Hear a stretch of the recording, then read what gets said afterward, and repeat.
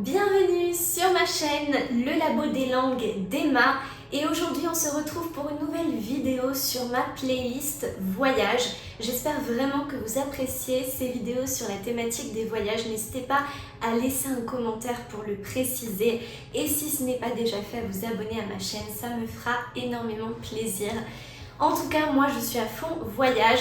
Maintenant c'est la saison, on va dire, du beau temps, on est en plein dans le printemps. Ça donne envie de voyager et je vous avoue que je suis passionnée de voyage. Voyage, langue, culture, là c'est vraiment mes passions réunies. Voyager, apprendre de nouvelles cultures, de nouvelles langues, c'est ma passion complète. Et vraiment, je me ferai un énorme plaisir de pouvoir vous partager un certain nombre de contenus en lien avec les voyages. Donc vraiment, n'hésitez pas à me dire si ça vous plaît. En tout cas, aujourd'hui, j'ai décidé de vous parler du fameux chemin de Saint-Jacques-de-Compostelle. Je pense que beaucoup d'entre vous ont dû entendre parler de ce fameux voyage, entre guillemets, mené par les pèlerins. Et pourquoi est-ce que j'ai décidé de vous en parler dans cette vidéo? Parce que très récemment, j'ai eu l'opportunité de découvrir la région de la Galice, dans le nord de l'Espagne, avec mon copain. En fait, on vient vraiment de rentrer il y a quelques jours. Les souvenirs sont encore frais dans ma mémoire et du coup j'avais très envie de vous partager mon expérience et en même temps du coup d'en profiter pour vous expliquer qu'est-ce que le chemin de Saint-Jacques-de-Compostelle. Je vais faire du coup cette vidéo en fait en deux parties. Donc là vous êtes en train de regarder la première partie qui est centrée sur le chemin de Saint-Jacques-de-Compostelle et je ferai une deuxième partie qui sera plutôt centrée vraiment sur la Galice en tant que découverte des paysages, du tourisme. Donc cette première vidéo est plus historique on va dire pour vous expliquer un petit peu qu'est-ce que le chemin de Saint-Jacques-de-Compostelle. Si vous avez cliqué sur cette vidéo, c'est que ça vous intéresse, que vous avez envie d'en savoir plus ou peut-être que vous le savez déjà. En tout cas, donc pour ceux qui ne le sauraient pas avant tout, il s'agit donc d'un voyage qui initialement était entrepris par des pèlerins pour aller jusqu'à la capitale de la Galice, Santiago de Compostela, donc en français Saint-Jacques-de-Compostelle. Ça, c'était vraiment le point final. Le point de départ, en fait, il y en a plusieurs. C'est vous qui choisissez d'où vous partez. En Espagne, il y a beaucoup de villes qui font partie du chemin de Saint-Jacques-de-Compostelle. La ville où j'habite actuellement, Burgos, en fait partie. Vous avez même la possibilité de commencer le chemin depuis le sud vers Séville. Il y a vraiment beaucoup de points de départ. Il y a énormément de personnes qui entreprennent ce voyage, des gens du monde entier. Pour vous dire, donc nous quand on est arrivé à Saint-Jacques-de-Compostelle, ça a été frappant de voir qu'il y avait énormément d'Américains, d'Anglais, des Italiens, des Allemands et beaucoup de Français évidemment aussi qui ont entrepris du coup cette traversée, ce voyage.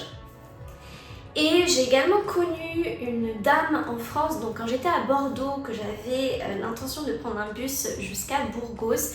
Et cette dame en fait venait de Belgique et elle avait pris un train jusqu'à Lille et ensuite Lille-Bordeaux et du coup on attendait ensemble le bus Bordeaux pour aller jusqu'en Espagne et elle, il me semble qu'elle s'était arrêtée c'était à Bilbao et elle avait ensuite entrepris du coup le voyage par la côte. Il y a beaucoup de personnes qui le font. Il doit y avoir bien, je sais pas combien de kilomètres, mais peut-être 500, j'en sais rien, mais en tout cas ça fait quand même un bout de chemin de faire toute la côte, mais ça doit être aussi très joli parce qu'il y a beaucoup de montagnes, beaucoup de verdure dans le nord.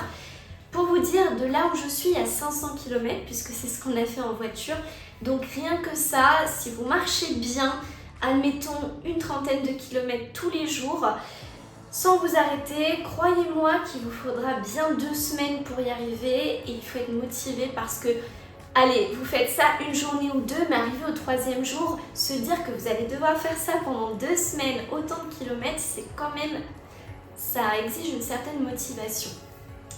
Maintenant, donc, comment ça fonctionne concrètement?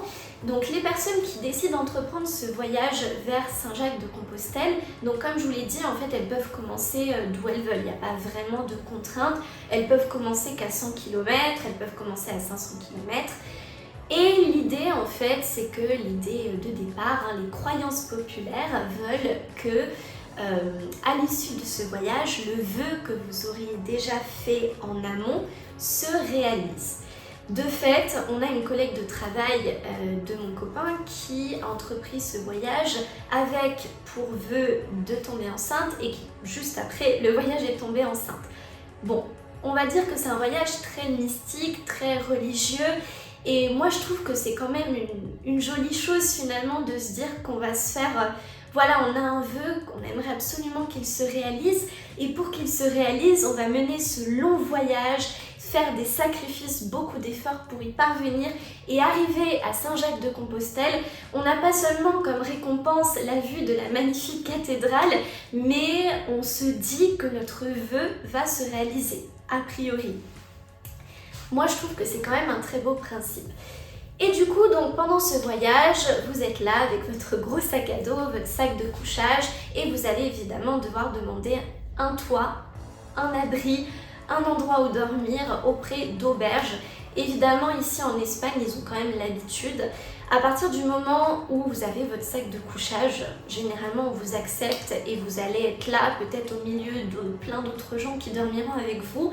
On va simplement vous donner un endroit où dormir. Vous n'allez pas être dans une chambre d'hôtel. Vous êtes là, on va vous dire, vous avez cet espace où vous pourrez poser votre sac de couchage et voilà. Mais en même temps, j'ai envie de dire, si vous avez votre sac de couchage, pas besoin de se prendre la tête à partir du moment où vous êtes à l'abri de la pluie, de tout ce qu'il peut y avoir à l'extérieur, j'ai envie de dire, c'est suffisant. Et donc, eh bien voilà en quoi consiste ce voyage et la récompense, eh bien voilà, la réalisation du vœu, a priori, et l'arrivée à la capitale Saint-Jacques-de-Compostelle. Disons que ce voyage, il est encore plus excitant si vous ne connaissez pas la Galice, si vraiment pour vous c'est une découverte totale. Moi je trouve que c'est vraiment une très bonne chose. Je sais que dans mon cas de figure, maintenant que je connais toutes les régions pratiquement, ça serait pas tellement une surprise et je ne sais pas si je le ferai un jour. Peut-être qu'avec des amis ça pourrait être une bonne expérience, mais mon Dieu, je trouve que les gens sont très motivés. Et donc évidemment ce voyage, alors il est mené tout au long de l'année, mais c'est surtout pendant la Semana Santa, la semaine sainte. Donc là on arrive à la fin, on l'a déjà un petit peu passé, mais c'est ce mois-ci, Pâques concrètement, que la plupart des gens le font. Et nous donc quand on est allé en Galice, déjà il me semble que c'était avant même d'arriver dans la région de la Galice, on avait déjà croisé des pèlerins.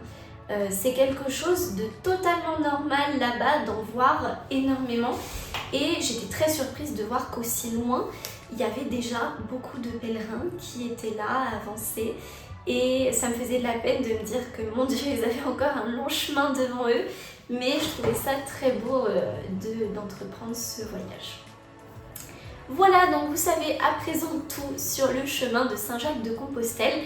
Si vraiment vous aimez tout ce qui est randonnée, découverte, ça peut vraiment être une très belle expérience. Évidemment, je vous la recommande surtout, finalement là on est dans la bonne période printemps ou alors éventuellement automne, mais évitez les périodes extrêmes, été, hiver, parce que pensez quand même que vous allez être en pleine nature, donc le froid et la chaleur extrême, vaut mieux éviter quand même. Le mieux, finalement, c'est cette période où vous avez du soleil, mais il fait pas trop chaud non plus. Là, on est aux alentours des 20 degrés, donc c'est une bonne période pour l'entreprendre. Mais sachez que donc il y a beaucoup de Français qui entreprennent ce voyage. Et si vous êtes curieux, que vous avez le temps et la possibilité de le faire, c'est une manière de découvrir pratiquement à très bas prix, parce que finalement, vous ne payez que les transports. Et ensuite, on vous donne en quelque sorte un hébergement et en fonction des établissements, on peut même vous donner, vous alimenter.